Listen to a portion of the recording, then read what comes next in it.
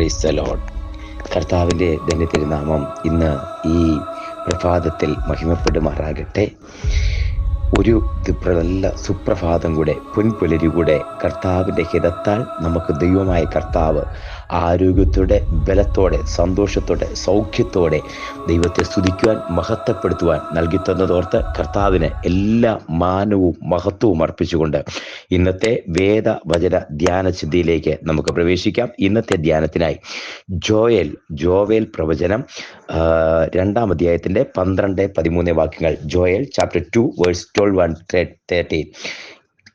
നിങ്ങൾ പൂർണ്ണ ഹൃദയത്തോടും ഉപവാസത്തോടും കരച്ചിലോടും വിലാപത്തോടും കൂടി എങ്കിലേക്ക് തിരിവിൻ എന്ന് യഹോവയുടെ അരുളപ്പാട്. വസ്ത്രങ്ങളെയല്ല, ഹൃദയങ്ങളെ തന്നെ കീറി നിങ്ങളുടെ ദൈവമായ യഹോവയുടെ അടുക്കലേക്ക് തിരിവിൻ.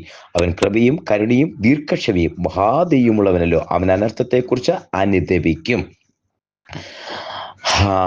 ആ വാക്യം തുടങ്ങുന്നത്, എന്നാൽ ഇപ്പോഴെങ്കിലും നിങ്ങൾ പൂർണ്ണ ഹൃദയത്തോടും ഉപവാസത്തോടും. ഒരു ഭയങ്കരമായ ഒരു ആഹ്വാനമാണ് യോവേൽ ഇവിടെ കൊടുക്കുന്നത്. ഇതിന് തൊട്ടു മുമ്പ് യോവേൽ പ്രവചനം തുടങ്ങുമ്പോൾ ബെഥുവേലിന്റെ മകനായ യോവേലിന്റെ ആ വാക്കുകൾ തുടങ്ങുമ്പം വെട്ടിക്കിളിയും തുള്ളനും പച്ചപ്പുഴുവും തിന്ന് ശേഷിപ്പിച്ചൊരു ശേഷിപ്പ്. വെട്ടിക്കൊളി തിന്നതിനെ ബാക്കി പച്ചപ്പുഴു തിന്നതിന്റെ ബാക്കി വിട്ടില് തിന്നതിന്റെ ബാക്കി തുള്ളൻ. ഇങ്ങനെ എല്ലാം തകർത്തെറിഞ്ഞ് ഒരു നാശമായി ഇനി ഇല്ല എന്ന് പറയുന്ന ഇടത്ത് നിന്നാണ് ആരംഭിക്കുന്നത്. അത് ആ വയല് മുഴുവൻ നശിച്ചു. നമ്മുടെ നാട്ടിലേക്ക് വയലില് പച്ചപ്പുഴു കയറിയാൽ തന്നെ തീർന്നു.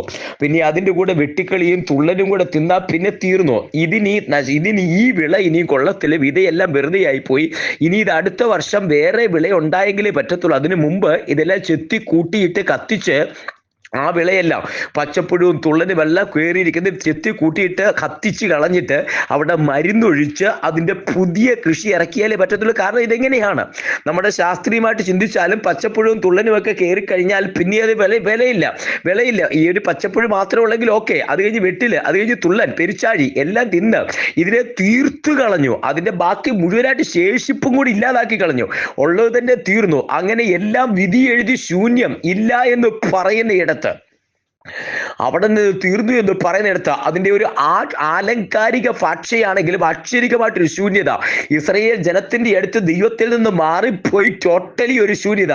എല്ലാ തരത്തിലുമുള്ള ശൂന്യതകൾ അവിടെ ഉണ്ടായി കിടക്കുമ്പോൾ ഇനി ഇത് പുറത്തേക്ക് വരത്തില്ല, ഇനി ഇത് ജീവിക്കത്തില്ല, ഈ കുടുംബം ഇനി നന്നാകത്തില്ല, ഈ സഭ ഇനി നന്നായി വരത്തില്ല, ഈ പ്രിയപ്പെട്ടവരിനി വരത്തില്ല, ഈ ദേശത്തിനൊരു വിടുതൽ ഉണ്ടാകത്തില്ല, ഉദ്ധാരണം ഉണ്ടാകത്തില്ലെന്ന് വിചാരിച്ച് അങ്ങനെ വിധി എഴുതി ദേശവും ആളുകളും നോക്കി നിന്ന് തകർന്നു എന്ന് തോന്നുന്ന ഇടത്ത് അവിടെയാണ് ദൈവത്തിന്റെ ഒരു അരുളപ്പാട് പ്രവാചകനായ ജോവേലിലൂടെ പറയുക, നിങ്ങളൊന്ന് ദൈവത്തിന്റെ അടുക്കലേക്ക് വാ.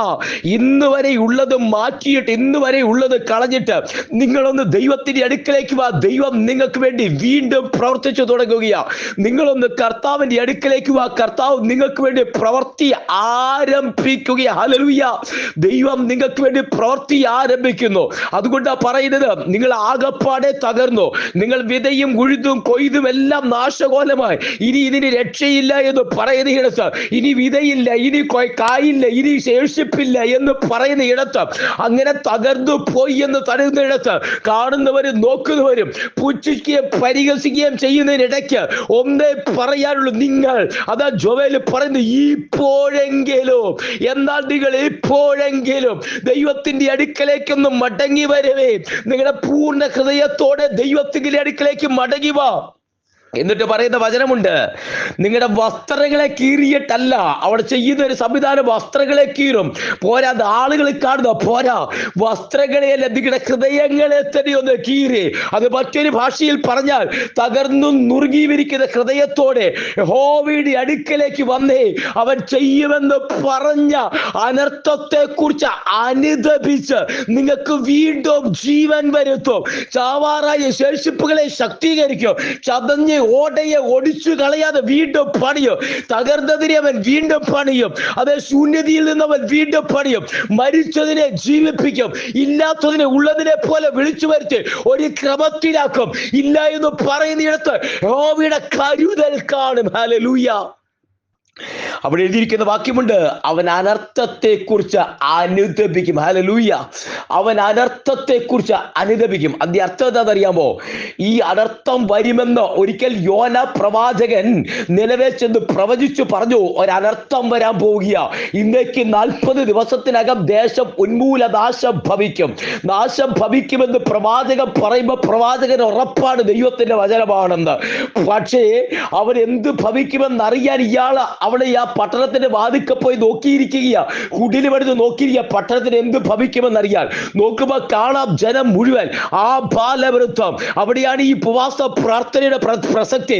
പൂർണ്ണ ഹൃദയത്തോട് ഉപവാസത്തോടു കൂടി ദൈവത്തിന്റെ അടുക്കളയ്ക്ക് വരുവാൻ വസ്ത്രങ്ങളെ അല്ല ഹൃദയങ്ങളെ കീറി, ഈ പറയുന്ന ഭാഷയിൽ വസ്ത്രങ്ങളെ അല്ല ഹൃദയങ്ങളെ കീറി പൂർണ്ണ മനസ്സോടെ ദൈവത്തിന്റെ സന്നിധിയിലേക്ക് ഉപവാസത്തോടെ സിംഹാസനത്തിരുന്ന രാജാവ് തുടങ്ങി കൊച്ചുകുട്ടി വരെ, ബാലം തുടങ്ങി വൃദ്ധം വരെ, ദാസന്മാർ വരെ എല്ലാവരും ആ ബാലവൃത്തം ഒരുപോലെ ഒരു ഉപവാസം പ്രസിദ്ധപ്പെടുത്തി. 3 ദിവസം തിന്നുകയോ കുടിക്കുകയോ ചെയ്യാതുള്ള ഒരു ഉപവാസം. ഈ ഉപവാസം പ്രസിദ്ധപ്പെടുത്തി ജനം ഒരുമിച്ച് ഉപവസിക്കുക. ജനം ഒരുമിച്ച് ഉപവസിച്ച് പ്രാർത്ഥിച്ച് 3 ദിവസം കഴിഞ്ഞു. അവിടെ എഴുതിയിരിക്കുന്ന ഒരു വചനമുണ്ട്. ആ വചനം ഇങ്ങനെ പറയുന്നു, അവർ തങ്ങളെ തന്നെ താഴ്ത്തി തങ്ങളുടെ ദുർമാർഗം വിട്ടുതിരിഞ്ഞ് ദൈവത്തിന്റെ ഒക്കെ മുഖത്തേക്ക് നോക്കി പൂർണ്ണ ഹൃദയത്തോടെ ദൈവത്തോട് തിരിഞ്ഞതുകൊണ്ട് ദൈവം അവരോട് മനസ്സറിഞ്ഞു. അവർക്ക് വരുത്തുമെന്ന് പറഞ്ഞ അനർത്ഥം വരുത്തിയതുമില്ല. ഹല്ലേലൂയ. ഒരു തമാശയായിട്ട് ദൈവം വരുത്തുമെന്ന് പറഞ്ഞതല്ല പ്രിയരെ കുഞ്ഞ. ദൈവം വരുത്തുമെന്ന് പറഞ്ഞതൊരു തമാശ പറഞ്ഞതല്ല. ദൈവം ഫോഷ്ക്ക് പറയാൻ മനുഷ്യനല്ല. അവൻ ഫോഷ്ക്ക് പറയാൻ മനുഷ്യപുത്രനല്ല. തമാശ പറഞ്ഞതല്ല. പക്ഷേ ഒരു പ്രാർത്ഥന, അതാണ് ഈ പ്രാർത്ഥനയുടെ വില.